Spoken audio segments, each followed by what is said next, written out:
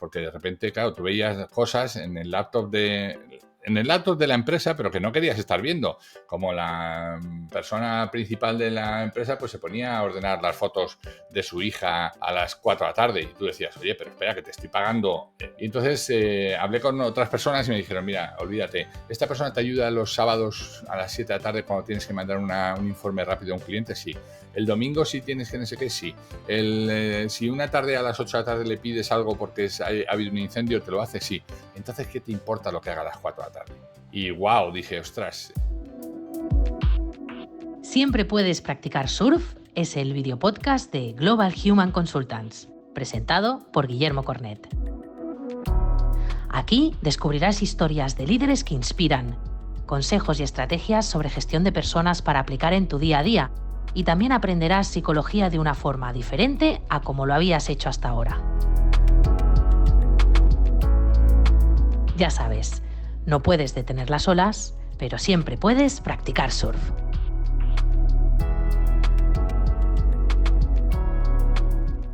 Hola a todos. Ayer me llegó por fin el libro. Hoy tenemos en el podcast a una persona que ha vivido más de una vida. Ha sido directora en banca, ha fundado una consultora, ha trabajado en turismo, ha vivido en 4 países, ha entrenado líderes por medio mundo y, para rematar, presenta un podcast impresionante y escribe libros. Si nos descuidamos un poco, mañana igual lo vemos cocinando en MasterChef o cantando En tu cara me suena. Bienvenidos a Siempre puedes practicar.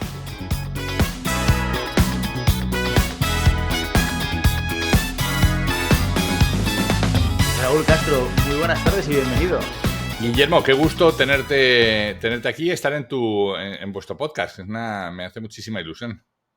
Muchas gracias, me hace especial ilusión. Es una de las cosas que me encanta del podcast, que descubres gente que nunca descubrirías si no hicieses un podcast y que generas conversaciones que por circunstancias, por cercanía y porque hay mucha gente también en el mundo, pues que igual no descubrirías. Y yo creo, Raúl, te lo comentaba antes de empezar esta entrevista, vi tu canal de YouTube, del cual hablaremos un poco durante la entrevista de hoy.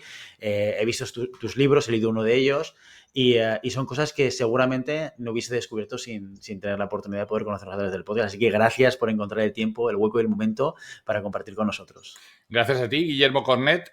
También te sigo, también he visto tus podcasts y me da mucha envidia porque tú haces algo que no es fácil hacer, pero que es muy, muy interesante, que es hacerlas presenciales. Yo, todos los podcasts son a distancia, vivir 7.500 kilómetros lejos de mucha de la gente de habla hispana, pues tiene estas cosas, pero tú haces una cosa y la haces muy bien, así que felicidades. Muchísimas gracias. Muchas gracias, Raúl.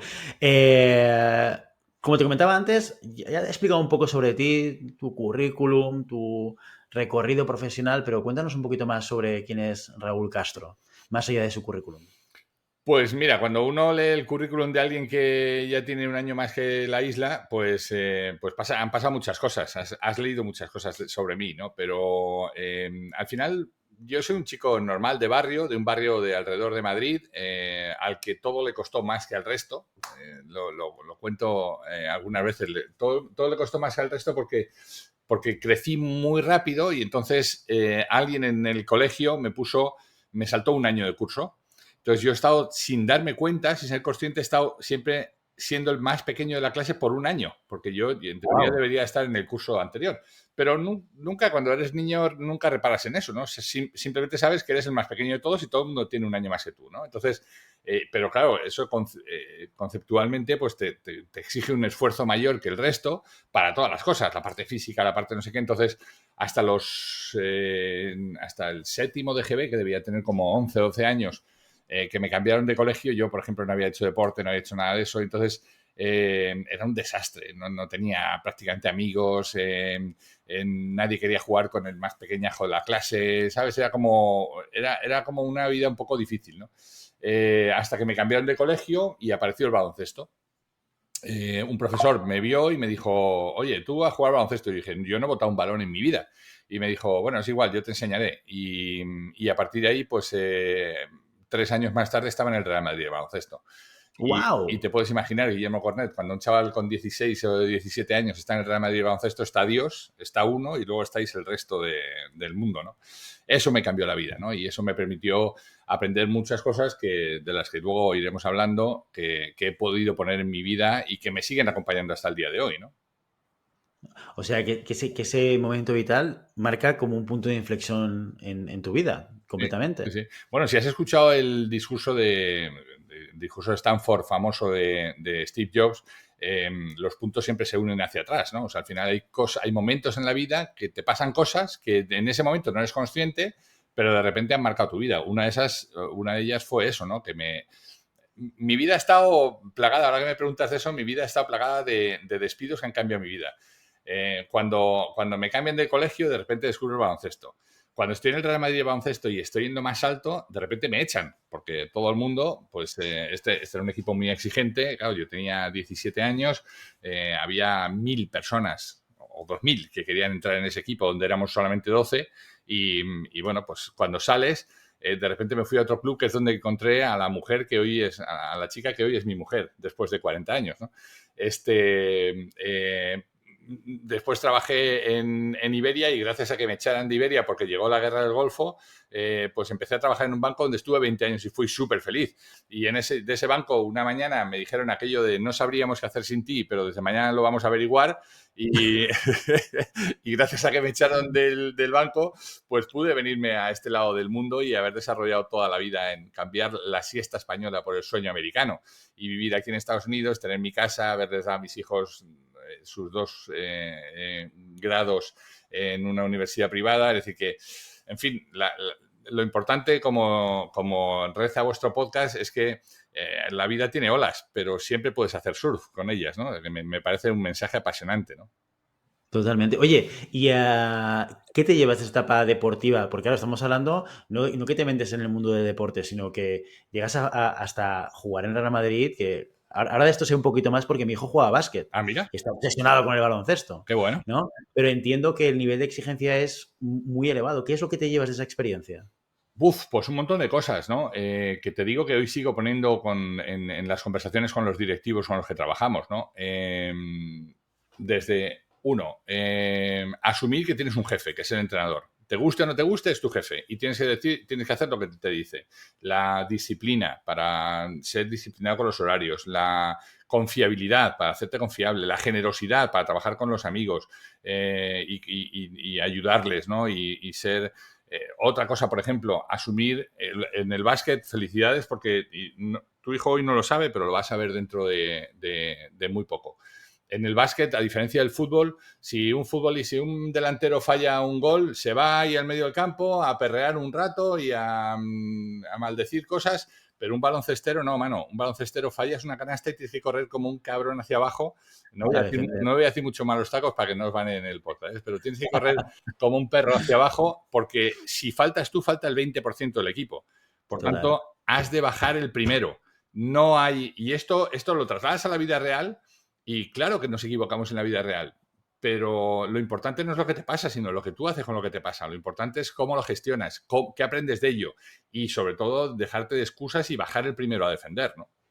Totalmente. Oye, y ese proceso de cambio, 20 años en la misma compañía, que esto ya poco a poco ya lo dejamos de ver, ¿eh? En las nuevas generaciones. 20 años en la misma compañía, de repente un día para otro. Me ha gustado mucho la frase que has dicho de, oye, no podemos vivir sin ti, pero lo vamos a descubrir a partir de ahora. Gracias por jugar, ¿no? Eh, ¿cómo te planteas el siguiente paso? Bueno, pues de nuevo lo comentaba antes con la bella Carol con la que estaba comentando, ¿no? Con la que estaba charlando antes del programa.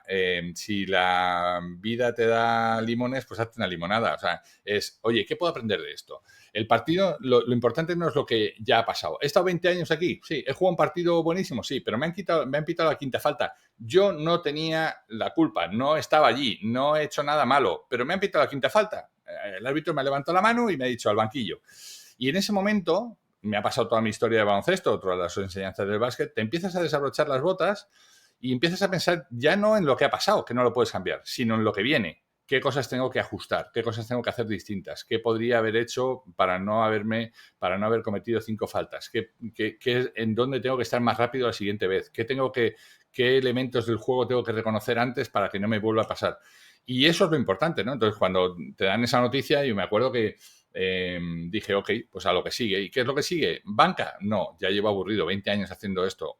Es verdad que en el banco más divertido de España, el banco más innovador de España, Bankinter, en donde estuve en 11 posiciones diferentes en 20 años, empecé sumando, estaba el peor trabajo y luego estaba el mío, empecé sumando letras de cambio y agarré, y acabé dependiendo de un director general en el proyecto más ambicioso que tuvo el banco, ¿no? Por tanto, no me puedo quejar, hice un montón de cosas, me divertí muchísimo, pero es next, este partido ya ha acabado. Lo que importa no es lo que ha acabado, sino el que sigue. Ahora, ¿qué sigue? Y entonces yo tenía intención de vivir en Estados Unidos, había estado con mis alumnos de La Salle en los Estados Unidos y dije, mira, este es el momento. Y eso hicimos. Dimos varios pasos antes, estuvimos en República Dominicana, viviendo ahí 3 años, luego en Cancún otros 3 y finalmente pues ya llevamos 8 años aquí en Estados Unidos, ¿no? ¿Pero decides marcharte del estilo cojo el mapamundi y quiero vivir aquí o acompañado de alguna manera? Bueno, uno va haciendo lo que hacía, lo que contaba Gila, que hacía Jack el que estaba, decía, no me acuerdo cómo era, pero era como un detective que tenía que buscar un asesinato en un hotel, iba diciendo, alguien ha matado a alguien, ¿no? Y iba a ver si encontraba... pues yo me puse un poco en ese modo, ¿no? Oye, quiero salir, quiero buscar nuevas oportunidades. Y gracias al IES, donde había estado haciendo un programa, me ofrecieron la posibilidad de irme a República Dominicana a trabajar en el proyecto de una escuela de negocios y no me la pensé 2 veces, ¿sabes? Me agarré a toda la familia y nos marchamos para allá. Vivimos 3 años extraordinarios y surgió la posibilidad de irme a Canadá con una empresa canadiense como director de recursos humanos y dije, why not? Nunca había estado de director de recursos humanos, nunca había, no sabía dónde estaba a duras penas en el mapa Cancún y por supuesto no había trabajado para Bahamas, Jamaica, Costa Rica, Panamá, Aruba, San Lucia, San Martín, Curazao. Y me tuve que poner a ello y ahí me salieron todos estos pelos blancos que ves. Yo tengo una melena como los Bon Jovi, una melena negra, pero claro, esas experiencias son impagables, ¿sabes? Eso es lo que te llevas. Y eso es lo que hoy puedo contar a mis clientes cuando me siento con ellos, ¿no? Todo ese tipo de experiencias, ¿no? Oye, y aterrizas en recursos humanos, viniendo de fuera, ¿qué es lo que te impacta de estar dentro del departamento de recursos humanos, de dirigirlo?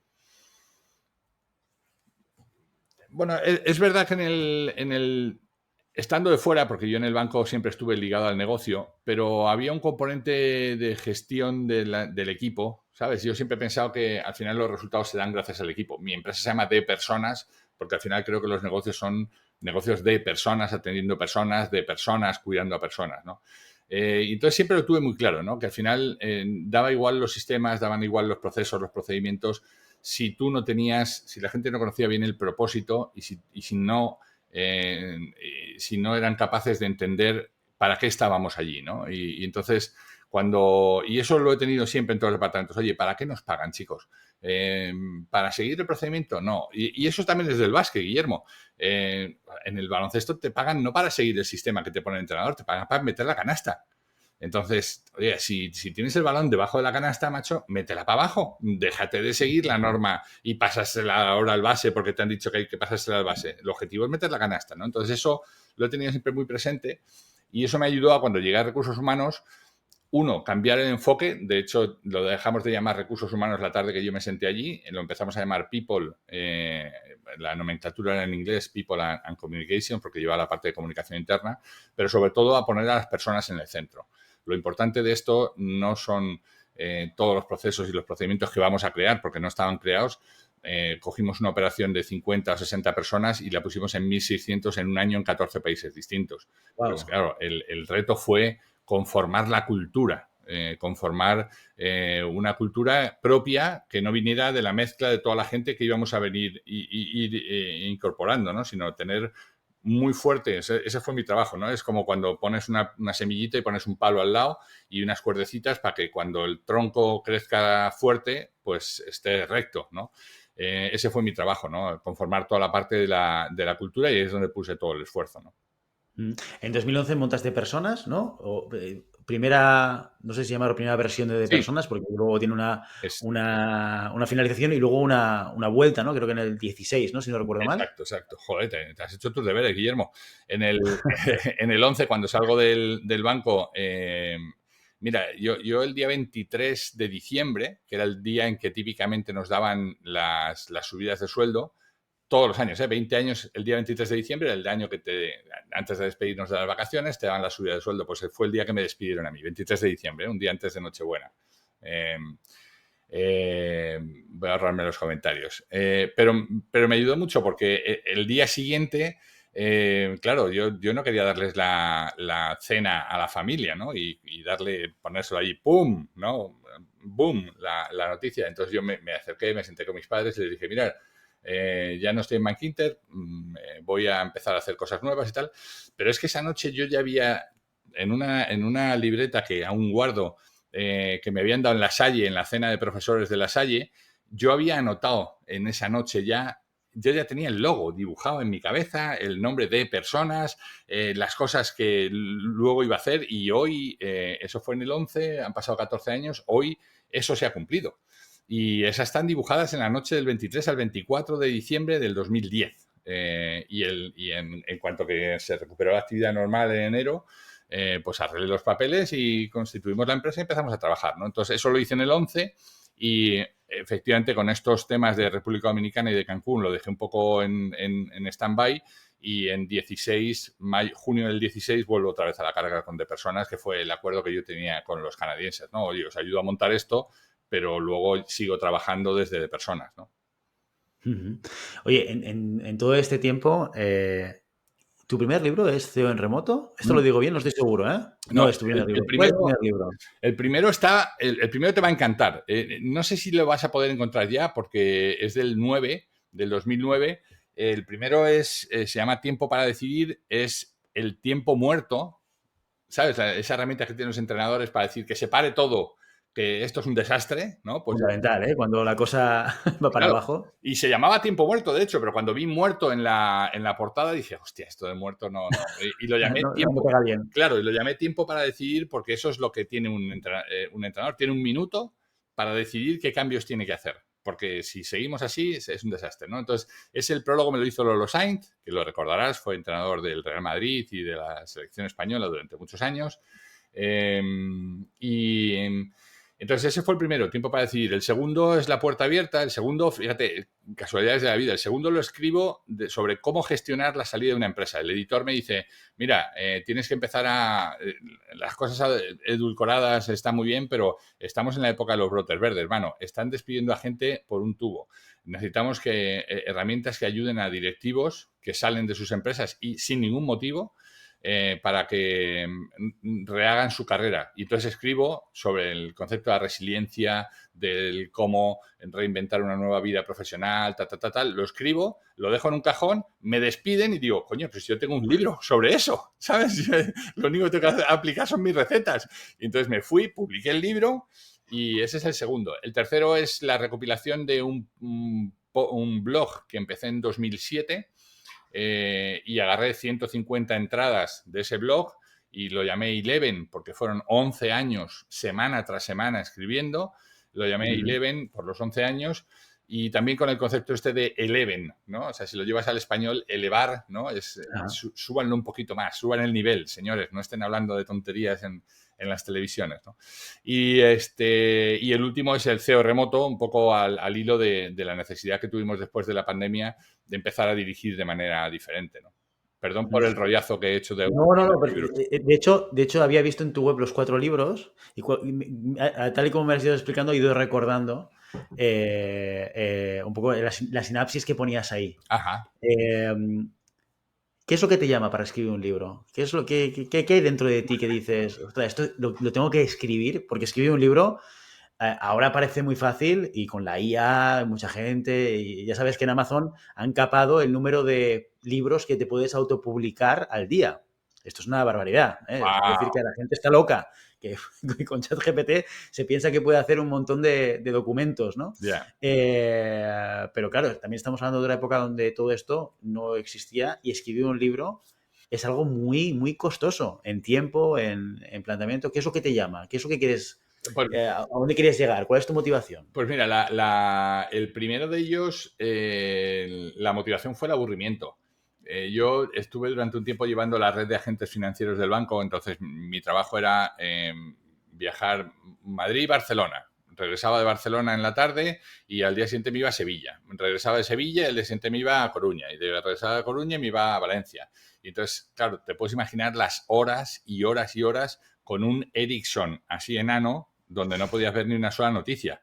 Entonces, claro, hoy todo el mundo viaja con su tablet, con su no sé qué, con su no sé cuántos. Ahí o te llevabas un libro, que los libros pesaban en tu mochila, porque no había manera de llevártelo en tablets como ahora. Y entonces me pasé muchas horas en los aeropuertos aburridísimo. Yo llevaba un cuadernito y ahí empecé a tomar notas de cosas que me habían pasado en el día o cosas que...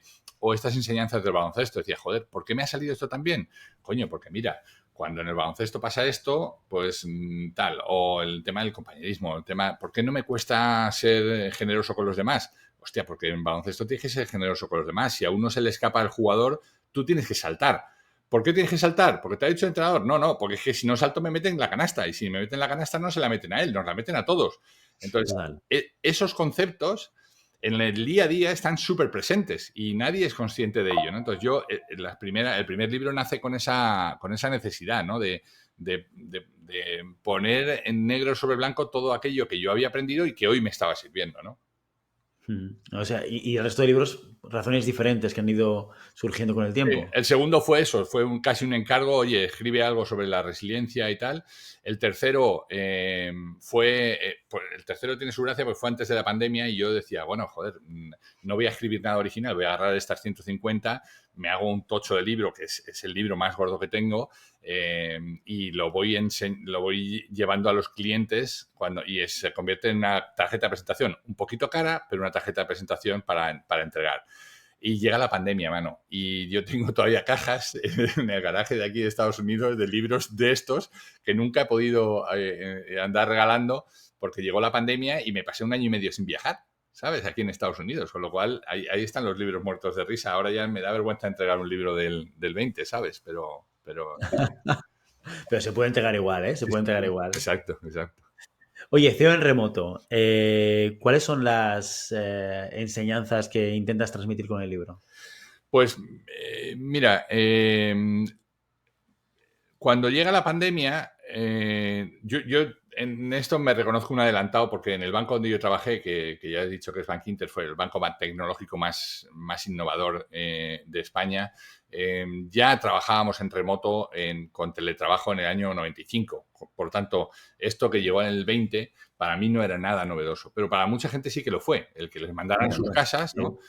Yo había entrevistado al presidente del Banco Guayaquil, al presidente del Banco Guayaquil en Ecuador, Angelo Caputi, y lo había entrevistado en plena pandemia como 3 o 4 semanas después de que saltara todo esto, ¿no? Entonces el tipo me dice, mira, si yo le hubiera preguntado a mi VP de tecnología y a mi VP de operaciones cómo mandar a la gente a sus casas a trabajar, me hubieran dicho que es imposible, que hacen falta procedimientos, seguridad, Dice, y esto hubiera sido un proyecto de un año y medio. Nosotros en 2 semanas teníamos al 100% de la plantilla trabajando en sus casas y ¿sabes qué? Que el banco no se ha caído. Y entonces eso refleja un poco lo que hicimos en la pandemia, mandar a la gente a sus casas a trabajar. ¿Qué ocurre cuando esto se acaba? El trabajar en remoto se convierte en una pérdida de confianza. La gente no quiere que se trabaje y prefieren trabajar, como dicen los americanos, over the shoulder, ¿no? Por encima del hombro, estar con los mexicanos llaman la hora nalga. Si ha trabajado de 9 a 5, ha estado aquí sentado, pues ha trabajado, y entonces prefieren eso a la productividad.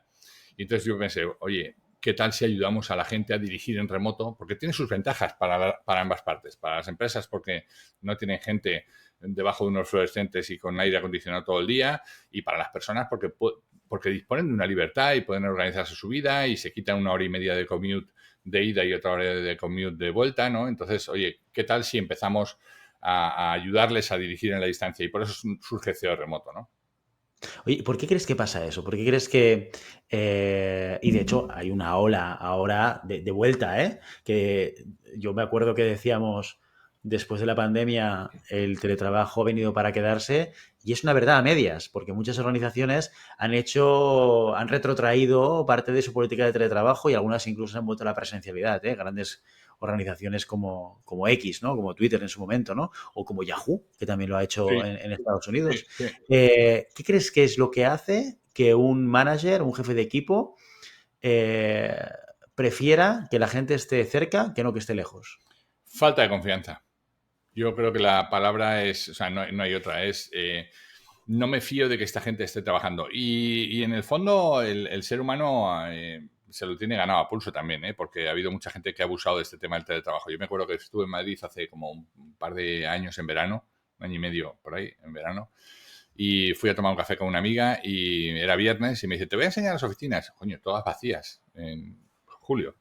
La gente está de vacaciones. No están de vacaciones, están teletrabajando. Bueno, es que el viernes nos lo tomamos de pádel y piscina. ¿Cómo de pádel y piscina? Sí, es que la gente que teletrabaja, pues todo el mundo sabe que está de pádel y piscina el viernes.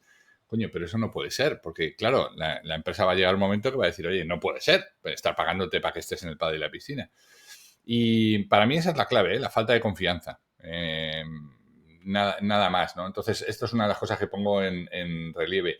Y luego la falta de conocimiento de herramientas. Seguimos trabajando como hace 50 años, seguimos en estructuras heredadas de los romanos, de los ejércitos romanos, hace 2000 años.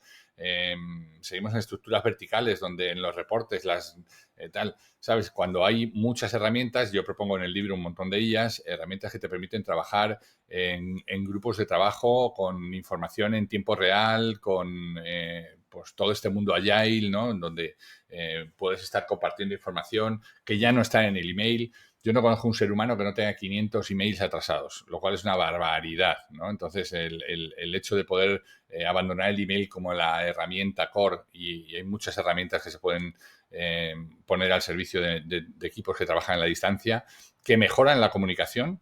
Te he dicho la falta de confianza, lo otro es la comunicación, la dificultad de comunicar en la distancia, ¿no? Y bueno, se siguen haciendo prácticas. No, pongamos la reunión a las 9, pero ¿qué te crees que hace la gente a las 9:15? Pues desconecta y se va a dar una ducha, un baño y ya está, ¿sabes? Entonces, da igual que le pongas la reunión a las 9 a las 8:30. Al final, lo que tienes que, la relación se tiene que basar en la confianza y no en el comando y control, ¿no? Oye, y tú que trabajas y mentorizas a líderes en todo este proceso, ¿cómo trabajas la confianza con ellos? ¿Cómo intentas ayudarles a ellos a que construyan confianza con sus equipos para poder enfrentarse a el liderazgo en remoto y a dirigir un equipo que no está próximo físicamente? Bueno, al final la confianza también pasa por el cambio de métricas, ¿no? Hasta ahora hemos medido a la gente, pues por eso, por el tiempo que trabajaba y no por el entregable. Entonces, lo que yo ayudo es a construir entregables. ¿Qué esperas de esta persona? ¿No? Y lo digo porque lo viví en primera persona, ¿eh? Me acuerdo cuando yo estaba en México y tenía mi equipo allí en México, allí es donde empezó, y me vine a vivir a Estados Unidos. De repente empecé a notar una desconexión entre el equipo porque ya no nos veíamos todos los días, no estábamos en la mesa todos los días, ¿no? Ya no sabía si llegaban o no pronto. Y entonces un amigo me dijo, mira, pon una herramienta que se llama Time Doctor, lo pones y entonces cuando ellas se conectan en el laptop, a ti te empieza a mandar pantallazos en aleatorios de lo que están haciendo. Y claro, yo me parecía súper invasivo, pero les pedí permiso, les dije, mira, nos dedicamos a los recursos humanos, ¿qué tal si probamos esta herramienta? ¿No? Y con su permiso lo hicimos. Hostia, fue súper agresivo, ¿sabes? Porque de repente, claro, tú veías cosas en el laptop de la empresa, pero que no querías estar viendo, como la persona principal de la empresa pues se ponía a ordenar las fotos de su hija a las 4 de la tarde y tú decías, oye, pero espera, que te estoy pagando, ¿cómo ordenas ¿no? Y entonces hablé con otras personas y me dijeron, mira, olvídate, esta persona te ayuda los sábados a las 7 de la tarde cuando tienes que mandar un informe rápido a un cliente, sí. El domingo sí tienes que no sé qué, sí. Si una tarde a las 8 de la tarde le pides algo porque ha habido un incendio, te lo hace, sí. Entonces, ¿qué te importa lo que haga a las 4 de la tarde? Y wow, dije, ostras, entonces cámbiale la forma de trabajo por la medición por los entregables. Oye, necesito que hagas esto, esto y esto en este tiempo y en este. Y luego, cuándo lo haga, cómo lo haga y dónde lo haga, a ti te da exactamente igual. Y eso es un cambio de mentalidad, ¿sabes? Que yo creo que es muy necesario para el trabajo en remoto, ¿no? Sí, esta historia ya la había escuchado alguna otra vez en otras entrevistas y es que además coincide totalmente contigo. Yo lo que creo es que has tocado dos temas, confianza Y métricas. eh, y métricas, exacto, eh, y comunicación. Y para mí es que el problema principal es que el liderazgo, practicar el liderazgo es muy difícil, es una habilidad que requiere muchas subhabilidades, desarrollar muchas otras cosas y que no es fácil y que creo que la mayoría de nosotros no lo hacemos bien, ¿sabes? Entonces, cuando el liderazgo es en remoto, es un multiplicador de complejidad. O sea, requiere que seas mucho mejor líder estando en remoto que no estando en presencial. Porque en presencial la proximidad física te permite gestionar cosas y no solamente es un tema de control, ¿eh? Es un tema también de, pues, no sé, tener sensibilidad de lo que le pasa al equipo, de percibir cómo está el clima dentro del equipo o de tener una reunión y ver qué es lo que pasa después de la reunión, ¿no? O sea, son cosas que en online, pues esto, si no haces nada, te lo vas a perder, ¿no? Y luego comunicación, que yo siempre pongo hago una metáfora, cuando hago formaciones de comunicación, utilizo una metáfora que me gusta mucho, que he copiado de un tío fantástico que se llama Enric Lladó, que me encanta, que lo utiliza en una de sus ponencias, y se trata de que hago a la gente que hagan ver que tocan la guitarra en la sesión. Les digo, oye, vamos a hablar de comunicación, ¿sabéis tocar la guitarra? ¿Sabéis hacer este gesto? ¿No? Y todo el mundo se pone a hacer el gesto de la guitarra, y les digo, oye, ¿cuántos de vosotros sabéis tocar la guitarra de verdad? Y pues salen 2, 3 personas, ¿no? Digo, fijaos que todos sabemos hacer ver que sabemos tocar la guitarra, pero no todos conseguimos música si nos pongan una guitarra en la mano. Esto es la comunicación, es lo mismo. Todos hablamos, pocos comunicamos. ¿No? Entonces, la comunicación en remoto también es, como en el liderazgo, yo creo que una complejidad superior. Pone de manifiesto justamente las carencias que podemos tener tanto en términos de comunicación como en términos de liderazgo. Lo ha dicho muy bien. ¿Cuántos jefes, no? Pregunta que te hago, ¿cuántas personas, cuántos jefes de equipo, cuántos responsables te has encontrado que no saben qué medir de sus equipos? Sí, sí. No, muchos y además luego eso se deriva en otra cosa en la que vosotros sois también expertos, ¿no? En toda la parte de evaluación del desempeño, de no sé qué, entonces al final se convierte en una cosa muy subjetiva como lo era hace 30 años, ¿no? Pero fíjate, de la parte de la comunicación de la que hablabas, lo más complejo no es tanto hablar, sino escuchar.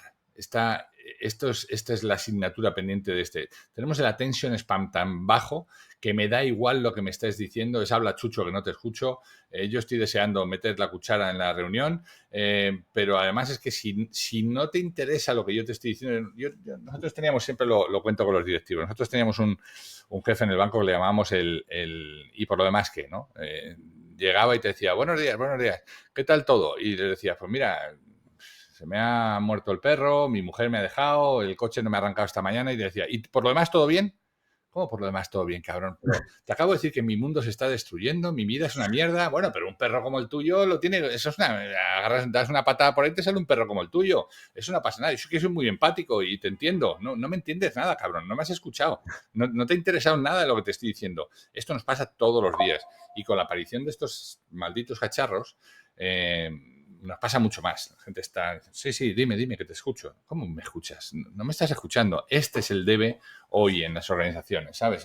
La tarea pendiente, el que escuchemos genuinamente, el que nos interese lo que le está pasando a esta persona, en qué medida yo puedo ayudar, en qué medida te puedo echar una mano, qué te estaría faltando para hacer un trabajo excepcional y no solamente un trabajo mediocre, qué te brillan los ojos, qué parte de tu trabajo es aquella con la que te brillan los ojos para darte más tareas de esas y no que sigas haciendo tareas que simplemente te parecen un coñazo.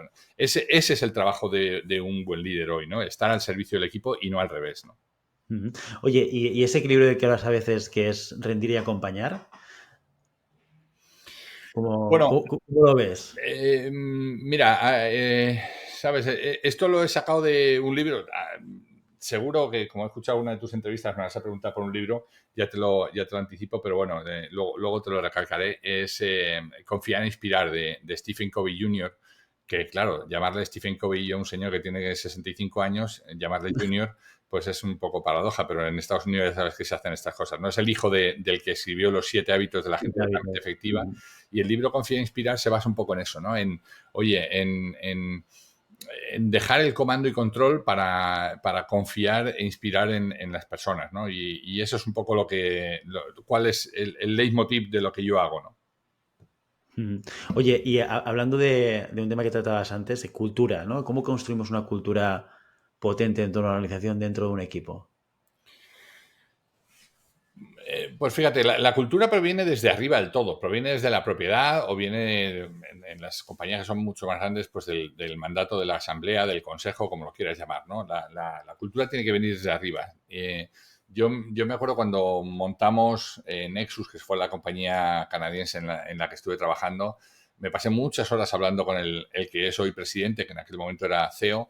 Me pasé muchas horas hablando con él para entender cuál era la cultura que nosotros debíamos de montar, ¿no? Y una vez que la tuvimos diseñada, pero no aquello de misión, visión y valores, ¿sabes? Que me parece que es bullshit, ¿no? Misión, ser los principales líderes del mercado en nuestro segmento. Visión, alcanzar a ser mucho más grandes. Valores, confiabilidad, respeto, no sé qué. Todo eso es basura, ¿no? La gente dice, no, ayúdame a hacer, digo, si me estás pidiendo que te ayude a hacer eso te lo hace ChatGPT en 6 segundos y medio. Exacto. Y no hace falta que le pagues a nadie, mano. Lo importante es que lo importante es la coherencia. Que lo que hagas y lo que digas al menos se parezca. Una vez que tú tienes definido que tú quieres ser respetuoso con las personas, no los puedes echar por WhatsApp diciéndoles no es por ti, es por mí. ¿Sabes? Ese tipo de cosas, ¿no? La coherencia. Yo creo que eso es lo más importante hoy en día para la cultura. Entonces, para conformar una cultura es, uno, ¿qué quieres ser? ¿Cómo lo quieres hacer? Y a partir de ahí, la cultura se compone de los comportamientos observables. A partir de ahí, que todo lo que pasa en el día a día esté ligado a la cultura. Y ese es nuestro trabajo. Nuestro trabajo no es definir la cultura y ya. Nuestro trabajo es acompañarles para que cuando hay una reunión y si alguien levanta la mano, no se le diga, no, tú déjalo que... No. Si las personas son lo más importante y entendemos y queremos saber, tenemos que dar oportunidad a todo el mundo, ¿no? Y esas cosas no pueden pasar, ¿no? Si quieres ser fiel a tu cultura. Nuestro trabajo es acompañarles en que eso sea una realidad, no solamente un enunciado estupendo en una pared, ¿no? Oye, ¿y en Bankinter qué tipo de cultura se respiraba? Había una frase no escrita a mano que era antes pedir perdón que permiso. Yo me atreví a tantas cosas ahí, era una cultura absolutamente participativa. Mira, esto no lo he dicho nunca, pero a mí me hicieron jefe de riesgos de la oficina principal cuando no sabía por qué el activo y el pasivo tenía que sumar igual. Y de repente me dieron firma para dar créditos. Y yo decía, hostia, pero... Y entonces, claro, el concepto de responsabilidad me hizo hacerme cursos de análisis de balances, meterme en los indicadores, meterme en los ratios, y 3 meses más tarde estaba... Pero es que no era una cosa solamente mía, es que yo venía del mundo comercial. Pero claro, el venir del mundo comercial y ponerte a decidir si das riesgos, si das créditos o no, es como, wow, pero como tu responsabilidad te obliga a hacerlo lo mejor posible, pues pones todo el empeño. Y luego te vas, yo venía había estado en el área comercial, había estado persiguiendo morosos y de repente me ponen a mí a dar los créditos después de haber perseguido morosos.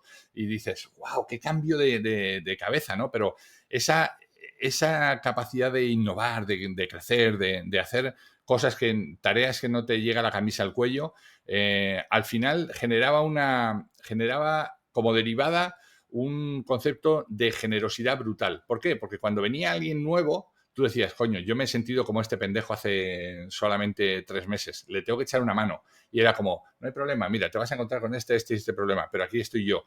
Entonces se generaba una cultura de generosidad, de transparencia, de arriesgarte, de jugártela, ¿sabes? Entonces yo tengo 20 años plagados de irreverentes iniciativas que algunas tomaron cuerpo, algunas no fueron a ningún lado, pero las que tomaron cuerpo, mano, luego gané tres en 3 ocasiones el concurso de iniciativas del banco. Había un concurso de iniciativas en donde tú proponías ideas que no eran la gran cojo idea, pero resolvían problemas del día a día de los clientes y cambiaban la vida a un montón de gente. Esa cultura hoy todavía la seguimos implantando en muchas empresas porque han pasado 30 años y aún se echa en falta, ¿no? No, aquí está ese equilibrio entre libertad, responsabilidad. De esto se habla mucho en el libro este de Netflix, de Aquí no hay reglas, no sé si lo has leído, que habla un poco de la cultura de Netflix y de su evolución y tal y cual. A mí siempre me genera la duda cuando leo este libro, que como todos los libros están hechos para vender libros, ¿no? Y por lo tanto el contenido, pues evidentemente está también un poco orientado hacia eso. ¿Qué pasa con la cara B? ¿No? Porque el equilibrio libertad-responsabilidad está muy bien. ¿Qué pasa cuando tienes libertad y te devuelven irresponsabilidad? No pueden estar en el equipo. Pero además, no es que los echaras, es que el propio equipo era el que te sacaba gente. O sea, yo he tenido la suerte de no fichar en 20 años, no fichar, no poner el dedo checador, como dicen en México, no poner una tarjetita. Venía de 3 años de Iberia en donde se fichaba. Tú sabes lo que... Yo trabajé 3 años en Iberia. Yo no hice la mili, pero trabajé en Iberia, en la Iberia del año 88, que era semiestatal. Y había un tipo que llegaba a las 7 de la mañana, fichaba a todos los del pasillo, taca, taca, taca, taca, taca, y había otro que se quedaba a las 3 de la tarde y era el que fichaba a todos los del pasillo. Y entre medias, la gente llegaba cuando le daba la gana. Claro, de ahí pasé a 20 años sin tener que fichar, a la pura responsabilidad, ¿no?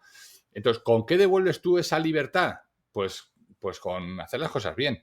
Y el propio ecosistema hace que cuando alguien en ese llega e intenta abusar del sistema y viene y llega todos los días tarde, la propia gente del grupo le dice, ojo, aquí esto no tiene cabida, mano, porque como te pillen, se nos cae el chiringuito a todos. Así que o vienes pronto o no puedes estar en este equipo. Y eso lo he vivido por 20 años, ¿eh? O sea, no es, eso no está en ningún libro, no es para vender, ¿eh? Esto es una realidad que he vivido, ¿no? Y no toda la experiencia que tú tienes a nivel internacional, porque también en el libro de Netflix, otra de las cosas que a mí me surgía en la mente es en qué medida la cultura del país y la legislación del país facilitan un tipo de gestión determinada. Porque claro, yo también hacía la lectura de libertad, responsabilidad y como tú dices, el equipo regula, pero si el equipo no regula, al final tienes que tomar una decisión y prescindir de aquellas personas que no se acomoden a la cultura de la organización. ¿De acuerdo? Entonces, claro, eso en un entorno como el de Estados Unidos, donde el despido es libre, pues para el empresario tiene poco coste el riesgo, ¿no? En cambio, en otros entornos donde la legislación te obliga a otra serie de cosas, eso no es tan fácil, no es tan evidente y no es tan sencillo, ¿no? Tú que trabajas en diferentes países y que has trabajado también en diferentes países en esta parte de gestión de personas, ¿cómo convive esa gestión de personas con el contexto cultural y con el contexto legal del país? Si es que afecta en algo. Sí, afecta en todo. Has hecho una lectura extraordinaria. O sea, estoy completamente de acuerdo contigo. Eso te exige seleccionar mejor. Este es uno de los procesos críticos en donde más se ahorra. Una de las actividades que nosotros hacemos es la de headhunting, no la de recruitment, la de headhunting, la de buscar personas clave para que estén, para que lleven los negocios, ¿no? Y para mí no acepto un mandato si no entiendo bien la cultura de la empresa, no entiendo bien lo que esperan de una persona y no entiendo bien el matching que va a hacer esta persona o que esperan que haga esta persona con la empresa, porque eso es crítico, seleccionar bien. Y hoy la selección se sigue haciendo con 2 carajitos que tienes ahí, venga, busca en LinkedIn y venga, y seguimos seleccionando por el currículum. Seguimos seleccionando por las aptitudes con P, pero al final despedimos a la gente por las actitudes con C. Para mí esa parte es crítica. Oye, ¿por dónde empezamos? Cuando dicen, no, hay una rotación elevada. Coño, pero es que estamos metiendo gente como si fuera carne, ¿sabes? Yo trabajo mucho con el mundo hotelero, ¿no? Venga, y entonces vamos a una barca y hay gente sacando agua de la barca porque la barca está permanentemente, gente que se está marchando y hay gente que está sacando agua que es metiendo nueva gente al sistema. Pero eso es un error. O sea, en lugar de tratarlos como carne, empecemos a buscar a las personas clave, personas que van a dirigir bien con esa cultura, personas que hagan matching, personas que la entiendan, personas que la valoren, que no se quieran marchar de ahí y que cuiden a las personas que llegan, ¿sabes? Entonces hay muchos pequeños matices. Seguimos llamando a la gente empleado. Empleado Guillermo es usado.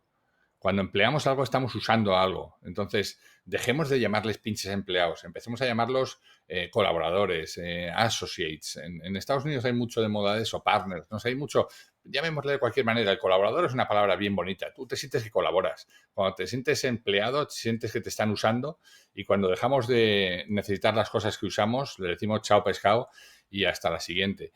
Y esto es lo que pasa, ¿no? Yo creo que el debe está precisamente en eso, ¿no? En entender que las personas que se tienen que subir a nuestro carro tienen que tienen que cuidar el talento, si es que quieres cuidarlo. Si quieres que aperreen a gente, búscate aperreadores de gente, pero todo pasa por la selección de gente, ¿no? Al principio. Y es verdad, en los países distintos yo cometí esos errores, ¿eh? Yo cuando fui a República Dominicana, yo llegué con el paz y buen rollito de Bank Inter de 20 años, hey, happy flower, y me acuerdo que le dije a una persona, un día me dijo, ay, me duele mucho la cabeza, señor, y tal. Y traté de que me dejaran de llamar señor el primer día y no había manera, porque culturalmente no saben no decirte señor. Y, ay, me duele mucho la cabeza, señor. Y cuando le dije, bueno, márchate a casa, naturalmente, no vas a estar aquí con dolor de cabeza, tal. Y cuando se marchó, alguien me dijo, te acaba de engañar. Y le dije, no, ¿cómo me acaba de engañar? Mira, no has visto la cara, tal. Yo prefiero confiar en las personas. Sí, sí. Y mi equipo me dijo, esta persona te está tomando el pelo. Al día siguiente la encontramos en una red social, en un baile. Digo, oye, que pronto se te pasó el dolor de cabeza ayer, ¿no? No, ¿por qué? No, estuve toda la tarde en casa. Sí, sí, sí, toda la tarde en casa, bailando en tal sitio, en tal.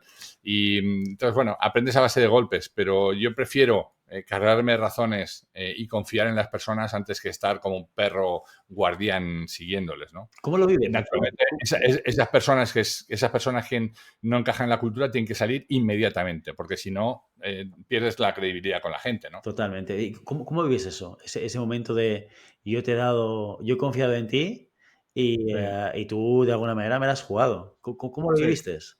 Pues es que no es la primera vez. En 20 años en el banco no fue todo happy flower, ¿eh? Me pasaron muchas veces este tipo de cosas, pero ya traía la lección aprendida. Lo siento, no puedes estar en el equipo. Si nos basamos en la confianza, no puedo ni siquiera desconfiar de ti un solo minuto. Me pasó otro caso con otra persona, ¿eh? Que estábamos hablando de una persona y me dijo, sí, sí, ya le he llamado y me ha dicho A, B y C, y yo le he contestado D, E y F. Ok, buenísimo. Con tan mala suerte que esa noche yo cené con esa persona. Digo, oye, ¿ya has hablado con este chico, no? Me dice, no, no, no le he hablado con él. ¿Cómo que no has hablado con él? No, en República Dominicana, ¿eh? ¿Cómo que no has hablado con él? Y pues si me ha dicho que habéis hablado de A, B y C y él te ha dicho D, eso es mentira. Y a la mañana siguiente yo estaba, ¿sabes?, esperando, y entonces le mandé llamar y le dije, oye, ¿tú hablaste ayer con este? Sí. ¿No lo has soñado? No, no, no, hablé con él, sí, sí, hablé. Y le dije, ya le dije, señor, que le dije A, B y C y le... Bueno, yo estuve anoche cenando con él y tú no... Bueno, es que cuando iba a ir se cayó un árbol y entonces el semáforo y no sé qué. Digo, bullshit, macho, me has engañado. No, no le he dicho mentiras. Le he echado un cuento. Digo, bueno, hermano, si me has echado un cuento, entonces estamos hablando de otra cosa. No, no diga palabras gruesas. Yo no he mentido. Yo solamente le he echado un cuento. Pues entonces yo te voy a echar otro cuento. No puedes continuar en el equipo. Ya, nuestros caminos se separan. Claro, porque es que si tú te basas el tratado en la confianza y alguien te engaña, pues no merece tu confianza. No puedes estar en el equipo, lo siento mucho, ¿no? Totalmente, totalmente. Hablando de headhunting, de selección, y visto que seguramente uno de los temas más relevantes que se están tocando en una gran parte de las compañías, organizaciones y departamentos de recursos humanos a día de hoy es la introducción de la inteligencia artificial, vosotros en toda la parte de headhunting, ¿lo incorporáis? ¿Utilizáis la IA? Mira, eso se utiliza mucho y muy bien en recruitment. Tenemos muchos colegas que hacen reclutamiento y reclutamiento masivo.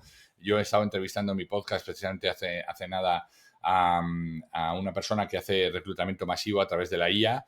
Y claro, el trabajo que les quita es brutal, porque metes toda la data de los currículos y te dices, oye, dame los 50 que cumplan con este y este criterio y que tengan este y este experiencia. Y te hace un filtro buenísimo y muy barato, ¿no? O sea que con Borja Suárez Aguilar, que acaba de montar su startup en Valencia, ¿no?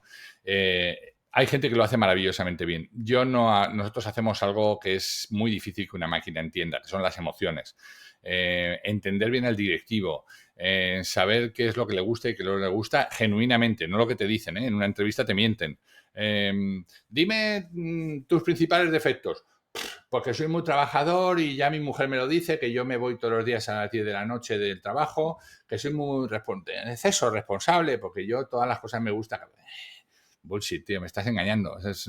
¿Sabes? Me estoy dando cuenta desde que has empezado a hablar.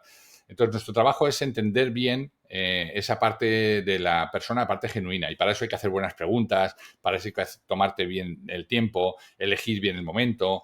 No vale hacer una entrevista en cualquier sitio, en un lobby de un hotel. Hay que encontrar el momento, hay que invitarla a comer. Yo he descartado directivos por llevarlos a comer y ver cómo trata el camarero. Mano, si tratas al camarero... Hoy he tenido una entrevista con una persona para nuestro equipo que lo primero que le he preguntado es, oye, ¿qué sabes de nuestra empresa? Y me dice, he tenido un lío, no he podido ver nada de la... Ya, no puedes estar en el equipo. O sea, ¿cómo te vas a sentar con un cliente si no sabes nada de él? Lo siento mucho, si no eres capaz tú de venderte. Entonces, ese tipo de cosas son las que cuidamos en el proceso de... Y eso no lo hace una IA, ¿sabes? La IA hace trabajos repetitivos, pero no hace esto. ¿Y hasta qué punto crees que nos va a sustituir la inteligencia artificial? Ya entiendo que hablas de trabajos repetitivos, pero la realidad es que en la evolución de muchas de estas IAs están tocando razonamiento a niveles muy elevados. O sea, que Absolutamente. realmente va más allá de solamente algo que sea mecánico y repetitivo, ¿no? ¿Hasta dónde crees que va a llegar esto? ¿Cómo nos va a afectar en las organizaciones? Pues nos va a afectar a muchos trabajos. Yo lo siento por un montón de gente que no se está subiendo a esto y que hoy le metes este podcast y le metes esta pieza que te va a salir aquí del audio y te la da editada, con subtítulos, con no sé qué, con musiquita, con momentos, con cortinillas, con todo eso lo van a hacer las máquinas. Entonces, hay muchas profesiones que van a tener que uno, o servirse de la máquina y sacar provecho de ella y experiencia. Dos, reinventarse, ¿sabes? Todos los paralegales. Hoy, antes para hacer un escrito a un juzgado de no sé dónde, pues tenías que ir a un despacho de abogados que tenía ahí un propio que hacía las cosas. Hoy, en 10 segundos lo haces. El otro día, por ejemplo, en las evaluaciones que nosotros recibimos de nuestros clientes, yo he estado hace 2 semanas trabajando para un grupo hotelero. Hemos tenido 4 días de jornadas de un grupo en la mañana y un grupo en la tarde, grupos de 30 personas, con lo cual han sido 8 grupos por 4, por 30 personas más o menos que tenemos en el salón. Son 240 en evaluaciones. Yo de repente me mandaron 240 evaluaciones y dije, wow, me toca verme para entender cómo había ido la sesión y me toca leerme todos los comentarios. Esto me va a llevar 2-3 horas. Se lo pasé el fichero a ChatGPT y me hizo un resumen que luego dije, ahora me voy a tirar las 2 o 3 horas a ver cuánto se ha equivocado la máquina o no. Ya por cabezonería. Mano, es el trabajo, lo hizo en menos de 1,5 segundos, ¿eh? El trabajo más limpio. Yo me hubiera tirado 3 días para hacer un resumen como ese. 3 días de trabajo después de 2 horas y media leyendo los informes. Y lo hizo en 1,5 segundos. Dime si no van a perderse trabajos. Claro que sí. Claro que sí, pero lo interesante es, yo soy un early adopter, lo interesante es subirte a la tecnología y ponerla a tu servicio, ¿no? Totalmente. Mira, hay una frase del mago More, creo que es el mago More, te lo digo de memoria y creo que es él, que hablando de la IA dice, la inteligencia artificial en manos de un idiota responderá a idioteces y Claro, en lo hace más manos de una idiota. persona inteligente responderá a cosas inteligentes. Sí, sí, sí. Esa entrevista la he visto yo del Mago More, a mí me apasiona, porque el tipo dice, claro, si tú eres un perrete y un vago y le dices a la inteligencia artificial, háblame del Quijote, pues te va a decir cualquier cosa, la misma que le va a dar a todo el mundo. Ahora, si tú te has leído el Quijote y le preguntas, oye, en el capítulo 12, ¿por qué Dulcinea se encuentra con el Quijote y entonces no sé qué, y la relación que tenía con Sancho, entonces te va a dar una respuesta inteligente, ¿no? Y yo estoy de acuerdo con eso, ¿eh? La inteligencia artificial va a hacer más idiotas a los idiotas y va a hacer más listos a los listos, sin Totalmente, duda. totalmente. Tú decides dónde estás, ¿no? Totalmente. Raúl, y uno de los temas que quería tratar hoy, teniendo en cuenta que eres un experimentado videopodcaster, es hablar de tu experiencia con el podcasting. Cuéntame, y además tienes un canal con muchísimos vídeos, muchísimas entrevistas, lo contábamos al principio en esta entrevista, con gente de mucho nivel. ¿Qué es lo que te aporta hacer entrevistas a personas más allá de lo que ya haces en consultoría? Pues mira, se me agolpan las ideas, no sé por dónde empezar. La primera de ellas es cómo nace el podcast. El podcast nace después de una ola de nuevo, ¿no? Una ola que es en marzo del 2020 que nos deja sin trabajo. Tengo que despedir a las 7 personas que estaban, les pago su dinero y después de pagarles el dinero, a las 12 de la mañana del día 16 de marzo me quedan 25 pesos mexicanos en la cuenta de Scotiabank de la Plaza La Roca en Cancún. Eso significa tener 1 euro en la plaza, 1 euro y poco en el banco. Con lo cual dices, bueno, ¿y ahora qué? ¿No? Entonces yo tenía un micrófono que había comprado unos meses antes y había hecho un programa de radio en España, entonces empecé a hacer un podcast solo por estar en conexión con gente bueno, y por pasar un poco el rato, ¿no? Mientras estaba la pandemia. Y eso pues ha derivado en mi cabezonería de hacer una entrega cada semana, pues ha derivado en 235 números que ya tenemos grabados, ¿no? Con lo cual, surge de ahí. La segunda es y tú me preguntas por qué, y te digo, pues por mi filosofía de never stop exploring, ¿no? Nunca dejar de aprender, siempre estar intentando saber algo más de lo que sabía ayer.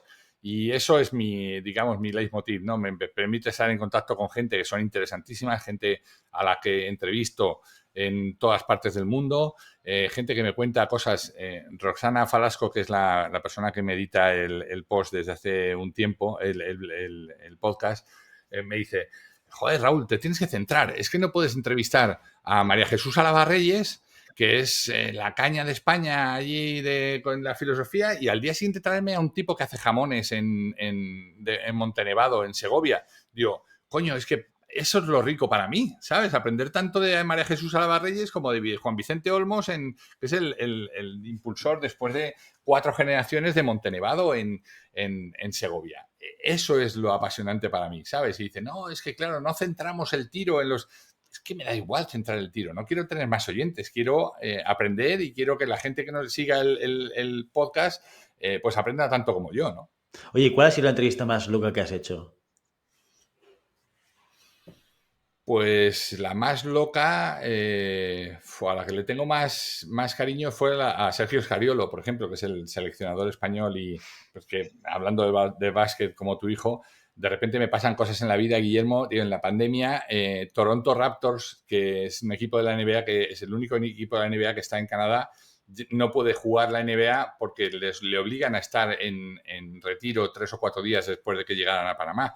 Entonces deciden que esa temporada tienen que jugar aquí. El assistant coach de Toronto Raptors era Sergio Scariolo. Y cuando vienen de las 300.000 ciudades que tienen en Estados Unidos, vienen a Tampa. Y Toronto Raptors empieza a jugar en Tampa. Y Sergio Scariolo vive a 6 casas mías. Y me pongo a hablar con él y digo, mano, es que tengo joder, es como estar con Dios, ¿sabes? Es como pasear para alguien que le gusta el baloncesto, un tío Impresionante. que tiene un anillo de la NBA, tiene un mundial de baloncesto, tiene todos los triunfos con clubes. Wow, ¿no? Entonces, esa es una de las entrevistas más inspiradoras para mí, ¿no? Total, total. Oye, ¿y alguna entrevista que te haya sorprendido? ¿Que hayas descubierto algo que no esperabas? En todas. O sea, te diría de las 230. Porque voy con la mente de aprender, ¿sabes? Cuando alguien, y a ti te habrá pasado aquí seguro también un montón de veces, cuando tú vas pensando, este no tiene nada nuevo que contarme, efectivamente no tiene nada nuevo que contarte, porque no le vas a prestar ninguna atención, te vas a limitar a tu guión de preguntas. Me ha pasado en algunos de los podcasts que me han entrevistado que alguien tiene un guión de preguntas y tú le estás hablando del jamón y la conversación está buenísima y te dice, quiero preguntarte por las peras. Hostia, pero si estamos hablando del jamón, mano, tienes ahí un nicho, está buenísimo y ahora... Y entonces, eso lo notas. Cuando tú tienes un interés genuino, siempre aprendes cosas. Yo he aprendido de los 230 que han pasado, ¿sabes? Claro. Bueno, siempre te llevas algo. Yo, de las entrevistas, siempre hay algo que te llevas y que luego vuelves a explicar a alguien, porque en esta entrevista alguien me dijo, lo que pasa es que, claro, cuando llevas tantas, tiendes a olvidar los nombres. No sé si te pasa, pero a mí me pasa mucho. Que de repente recuerdo un concepto y no sé con quién lo hablé o a veces no recuerdo el nombre del invitado. No sé si te pasa a ti también. Tristemente, porque claro, no tenemos capacidad, al menos los que tenemos la cabeza gorda, no tenemos la capacidad de meter todo eso y procesarlo. Pero sí que de tanto en tanto hago un ejercicio que es chulo, que es revisar entrevistas y me las pongo ahí de fondo y las revivo como si las estuviera haciendo, porque claro, al fin y al cabo he estado ahí, ¿sabes? Es como cuando vuelves a visitar Sevilla, coño, yo he estado aquí, en este sitio, ¿no? Y eso me gusta mucho, ¿no? De vez en cuando escuchar, no suelo escucharlas una vez que las tenemos y las subimos al aire, no suelo escucharlas, pero pasado un tiempo sí que me da por ir viendo algunas o decir, joder, y este tipo, me acuerdo, por ejemplo, una de una persona que está en California, me acordaré del nombre ahora y te lo diré, que la hizo en un andador, la hizo en una mesa. Después de verle a él, yo me compré una mesa también de estas que se suben. Ajá. La hizo de pie, subido en un andador y se pasó 30 minutos caminando mientras hablaba conmigo. Digo, y me dijo, mira, todo el rato que tú has estado sentado yo he estado caminando. Y dije, wow, qué loco, pero qué chulo, ¿no? ¿Sabes? O sea, Impresionante, impresionante. Rafael Mayol se llama. Rafael Mayol. Mira, esta no la he escuchado. Esta Pues, me la apunto para verla.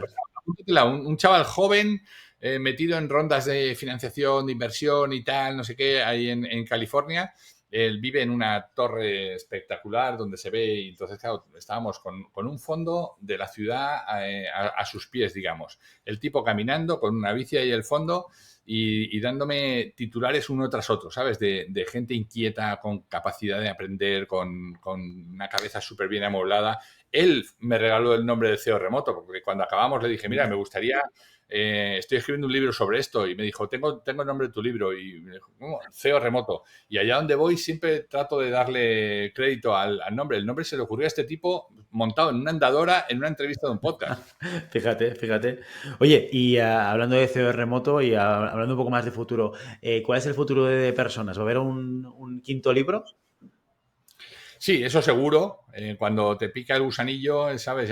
Yo me acuerdo que el primer libro que escribí, que fue mientras que trabajaba en el banco, me senté con Andrés Pérez Ortega, que es uno de los expertos en... Si tienes que hacer algo de marca personal, habla con Andrés Pérez Ortega. Un extraordinario amigo, un tío buenísimo, y yo no le conocía en aquel momento y le llamé y le dije, mira, voy a publicar este libro, y me dijo, wow, dice, mira, España es un país de imbéciles, pero cuando tienes un libro te conviertes en un imbécil con libro. Es verdad. Y eso es una categoría, ¿no? Es verdad. Entonces, ya si me convierto en un imbécil con 5 libros, joder, seré un súper imbécil, ¿sabes? Así que... No, pero habrá un es alucinante, seguro. pero es así, ¿eh? Es como las etiquetas cambian la percepción de los demás sobre nosotros, ¿no? Totalmente, Este, totalmente. Mira, una de las cosas más divertidas que me pasó fue un compañero, mientras que estaba trabajando ahí en el banco, claro, yo a nadie le dije que estaba escribiendo un libro, no va a ser que no lo acabara. Pero cuando lo tuve acabado y publicado, pedí como 20 ejemplares para poder regalar a mis compañeros y se los fui regalando uno a uno, ¿no? Y todos dedicados, y me hacía mucha ilusión esto de firmar los libros y tal. Y un compañero que lo vio mi nombre y me dijo, pero ¿tú lo has escrito? Y le dije, sí, pero tú. Y no, perdona, no te lo quiero decir así. Digo, no, es el mejor cumplido que me estás haciendo, ¿sabes? Decir, si alguien tan lerdo como yo es capaz de escribir un libro, todo el mundo puede, ¿no? ¿Y tienes alguna idea del siguiente libro o no? Pues estoy un poco en ello. Me gustaría que fuera igual pensar en algo más fuera del mundo de los negocios, pero joder, es que pasan tantas cosas, hay tantas ideas en el mundo de los negocios que todavía falta, ¿sabes? Que me gustaría trabajar mucho en esta parte de la IA, de cómo ponerlo, ¿sabes? Un poco subiéndote a las olas estas del surf que hacen mención a tu programa, es, oye, ¿cómo sortear? Va a haber muchísima gente que va a sufrir con esto, ¿eh? Va a haber muchos empleos que cuando los empleadores se den cuenta digan, mira, es que no me hace falta el equipo de traductores, mano, porque es que me lo hace el DeepL o el ChatGPT de turno.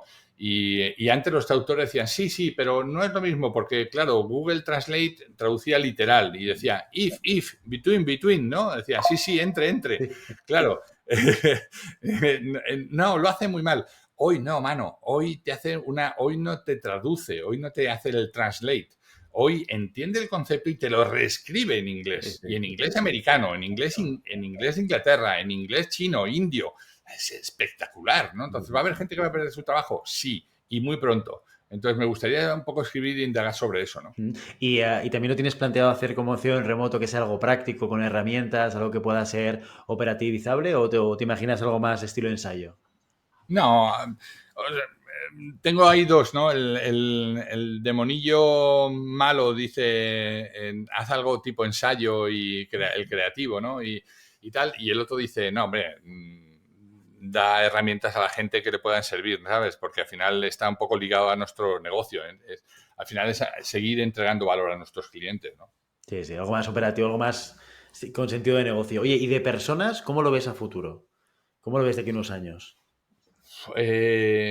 Pues ¿Seguirás ahí en también, Tampa o no? ¿O ahí también cambiarás? joder, esto parece Madrileños por el Mundo, ¿sabes? El programa aquí de televisión. ¿Seguirás en Tampa? Pues mira, ahora justo hace 8 años que vinimos, mi objetivo era que estuvieran mis 2 hijos. El pequeño se gradúa exactamente dentro de un mes, con lo cual me subirán el sueldo automáticamente. Así es verdad. eh, y ya será un check, como dicen aquí en Estados Unidos, we did it, lo ¿Graduación hicimos. es 18 o es graduación No, universitaria? graduación del college, que son 22. Ah, ok. Son ya el mayor ya se graduó hace 4 años, salió de su college, y el pequeño le falta un mes y ya tiene 3 ofertas de Vale, trabajo. magnífico. Tío. Tres Qué ofertas de bueno. trabajo. No ha acabado y tiene 3 ofertas de trabajo ya con fecha. O sea, incorporación 9 de junio. Qué bien. ¿Cómo incorporación 9 de junio? ¿Te dan una oferta de trabajo en marzo diciéndote que te incorporas el 9 de junio? Sí. Y con su salario y con su no sé qué. Entonces está barajándolas. O sea, imagínate qué mundo es este, ¿no? En el que estamos metidos. Con toda la incertidumbre y con todo lo bueno y malo que tenga este país, Exacto, ¿eh? exacto. Pero es impresionante. Entonces, a partir de aquí, pues, ¿qué será? Pues tengo dos cosas, ¿no? Tengo una, quererlo hacer mucho más grande, y estamos contratando ahora una persona que nos abra todo el mundo de las conferencias en raulcastro.es, que lo tengo, pues un poco me centré el tiro de personas, y Raúl Castro como conferenciante lo tengo olvidado y lo quiero retomar porque me parece que es muy interesante. Entonces, esa parte por un lado. Y luego me gustaría que fuera más grande, sí, pero por otro lado, es que nos va tan bien como boutique, ¿sabes, Guillermo? Nos va tan bien haciendo cosas pequeñitas pero intensas, y trabajando con clientes en esa parte humana, que me da miedo hacernos grande como nos pasó antes de la pandemia, ¿sabes? Porque luego se sufre mucho, ¿sabes? Entonces prefiero, no lo sé, por ahí voy a andar, ¿eh? No te puedo decir. Total, es un negocio el nuestro un poco volátil, ¿eh? Sí, Y que afecta muy rápidamente. En cualquier algo va mal, te puedes pasar de facturar 100 a facturar 5. Y es dramático esto, es muy dramático. ya, Entonces, esa sí, estabilidad sí yo creo que nuestro negocio es un poco complicada, ¿no? sí, sí. Muy bien, oye Raúl, 2 preguntas más y te voy a dejar Venga. libre, que ya sé, ahora es la mañana en Tampa, ¿no? No sé si... Sí, ¿No? 12 menos 20 ahora en la mañana 12 en menos Tampa. 20, vale, ok, perfecto. Eh, Primera pregunta. Recomiéndanos algún libro, película, serie que creas que es interesante, que estés consumiendo ahora, vinculada al mundo de la gestión de personas o no, lo que tú quieras. Mira, el libro, ya te he hecho un pequeño spoiler antes. Me gusta mucho Confía e Inspirar, Trust and Inspire, de Stephen Covey Jr. Y serie, joder, me la vi de un tirón, la de Succession, que creo que está en HBO, no en Apple TV. Ujú. De Apple TV, una que me ayudó mucho, que es Ted Lasso, que Sí. la veía muy, muy relacionada con el mundo del deporte, y que tiene este cartel que yo lo tengo por ahí en un montón de sitios, que es el cartel de Believe, de Cree, ¿no? Ted Lasso me parece espectacular por esa parte de la gestión de los equipos y tal. Succession, por cómo los movimientos corporativos y cómo las grandes corporaciones se mueven con cosas que no están estrechamente ligados al negocio, pero que también hay que tener en cuenta. Y el libro de Confiar e Inspirar. De esas 3 cosas te puedo hablar, ¿no? Muy bien, oye, pues muchísimas gracias. Y por último, the last but not the least, ¿no? Que dicen los americanos, ¿a quién te gustaría que invitásemos a este podcast? Pues mira, estuve hace nada en Orlando viendo a Mario Alonso Puig. Me parece que es ¿sabes? Cuando todo el mundo está haciendo cábalas con las cosas estas de la cabeza y tal, y las emociones y no sé qué, María Alonso Puig me parece que tiene ese mix entre teoría y práctica vivida en primera persona y luego capacidad de divulgar, ¿sabes? Yo creo que podría ser un buen asset. Pero si lo consigues para ti, de camino le dices que me escriba a mí, ¿sabes?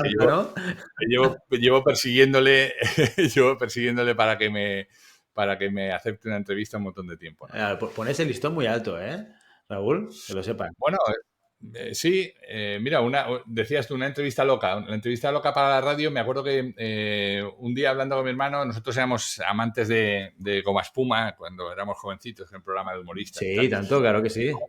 Y me dijo, te tienes que llevar a Guillermo Fesser a tu programa, que vive a 100 millas de Manhattan. Y dije, joder, pero como voy a entrevistar a Guillermo Fesser, y me dijo, coño, pues escribiéndole.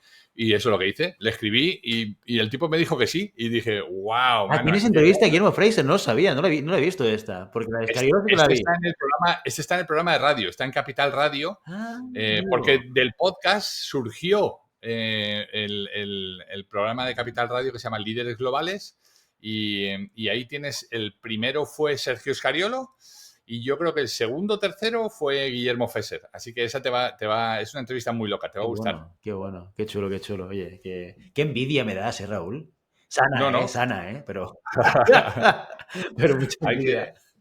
Hay que intentar hacer. Así que, oye, estás invitadísimo de vuelta al podcast nuestro para hablar de lo que hacéis vosotros. Así que yo, ya sabes que cuando encuentro una persona inteligente siempre trato de llevarla a mi casa. Oye, pues así que estás invitadísimo de vuelta. Muchísimas gracias, Raúl.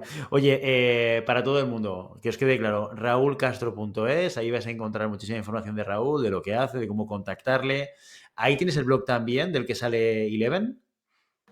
Sí, el blog el blog está colgado ya en De Personas desde hace muchos años, vale. Pero bueno, las dos páginas están ligadas, tanto depersonas.com como raulcastro.es, y puedes ir de una a la otra, ¿sabes? Sin ningún problema. Así que, pero ahí está el blog, está el podcast, están todos los contenidos que hemos ido creando todos estos años, ¿no?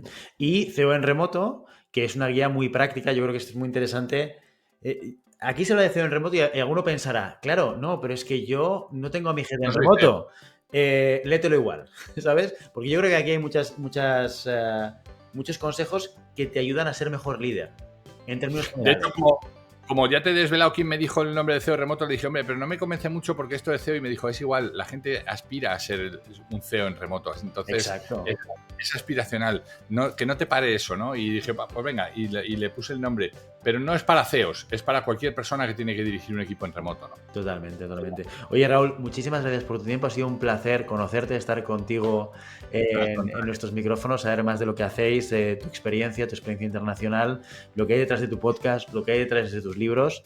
Un placer compartir este tiempo contigo y, bueno, con ganas de continuar la conversación en otro momento, en otro lugar, en otro sitio, sin ningún tipo de problema. Con unas cervecitas sí puede ser. Te mando un abrazo enorme. Un abrazo, Raúl, que vaya muy bien.